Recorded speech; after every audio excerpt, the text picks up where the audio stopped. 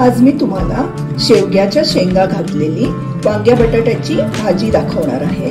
त्याकरता मी इथे घेतलेली आहे वांगी 3 ते 4, बटाटे 3 ते 4 जे मी दोन्ही बारीक चिरून घेतलेले आहे व शेवग्याच्या शेंगा। आता त्याकरता लागणारं साहित्य आहे मोहरी, हळद, मिरची पावडर, मीठ, कोथिंबीर, गूळ, खोबरं आणि हिंग। इथे आता एका पॅन मध्ये मी तेल गरम केलेलं आहे। त्यात आता मी 2 छोटे चमचे मोहरी घालणार आहे। ती मोहरी थोडी तडतडली की त्यात थोडा आपण हिंग घालायचा आहे। त्यात थोडीशी आता मी कोथिंबीर घालणार आहे व थोडी हळद पण घालणार आहे। त्यात आता सर्वप्रथम मी बटाट्याच्या फोडी ज्या आहेत त्या शिजायला ठेवणार आहे।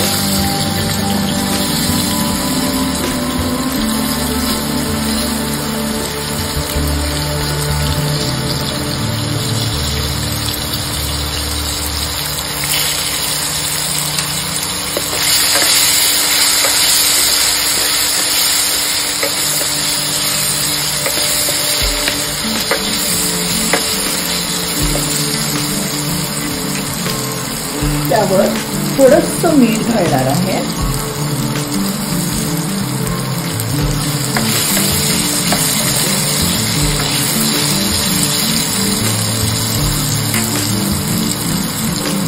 व झाकण ठेवून त्याला चांगलं शिजू देणार।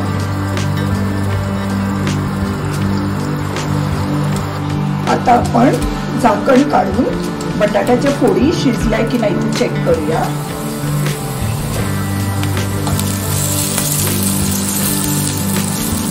आपण बघू शकता या छान शिजलेल्या आहेत। आता त्यात आपण वांग्याच्या फोडी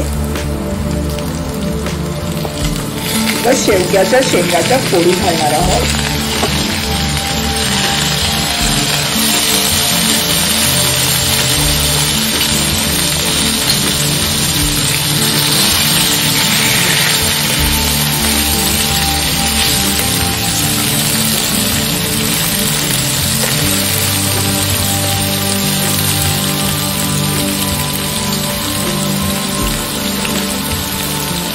त्यात आता 2 चमचे मिरची पावडर,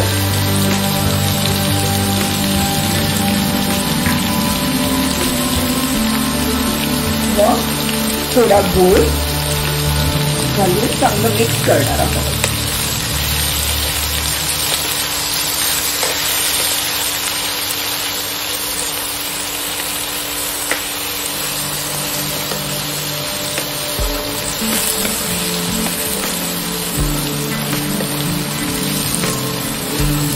सुरुवातीला बटाटे घातले तेव्हा थोडं मीठ घातलं होतं, त्यामुळे आता आणखी थोडंसं मीठ घालून ही भाजी आपण झाकण ठेवून शिजू देऊया।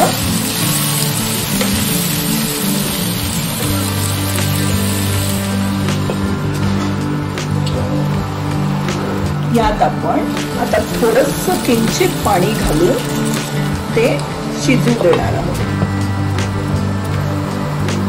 आपण आपली भाजी आता झाली आहे की नाही ते चेक करूया।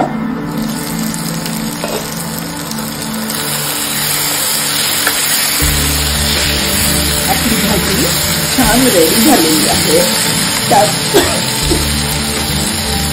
त्यात आपण आता खोबरं,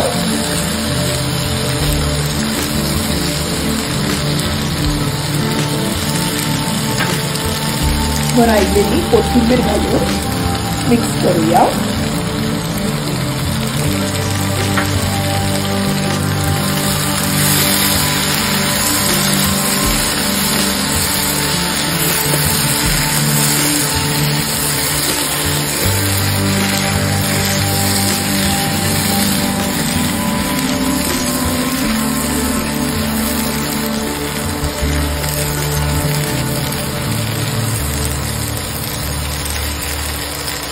आपली ही अशी तिखट गोड वांग्या बटाट्याची शेवग्याच्या शेंगा घालून भाजी रेडी झालेली आहे. या भाजीत आपण कांदा व लसूण वापरलेला नाही. ती आपण आता एका सर्विंग बाउलमध्ये काढून घेणार आहोत. ही भाजी एकदम पटकन होण्यासाठी आहे. ही तुम्हाला भाकरी व चपाती बरोबर तुम्ही खाऊ शकता.